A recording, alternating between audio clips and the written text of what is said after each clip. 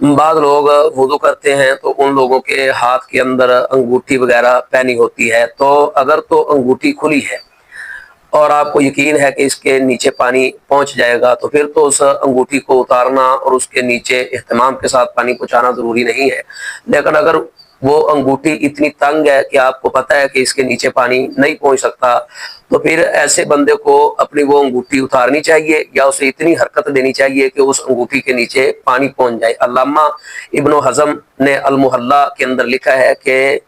فمن ترک شیئا ولو قدر شعرۃ، کہ جس بندے نے کوئی بھی چیز چھوڑ دی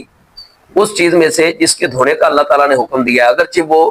انسانی بال کے برابر ہی کیوں نہ ہو، تو ایسے بندے کا وہ وضو نہیں ہوگا جس کا اللہ تعالیٰ نے حکم دیا ہے۔ تو جس بندے کا وہ وضو نہ ہوا جس کا اللہ تعالیٰ نے حکم دیا ہے، تو لا محالہ اس بندے نے بنیادی طور پر وضو کیا ہی نہیں، لہذا جس بندے نے وضو کیا ہی نہیں، ایسے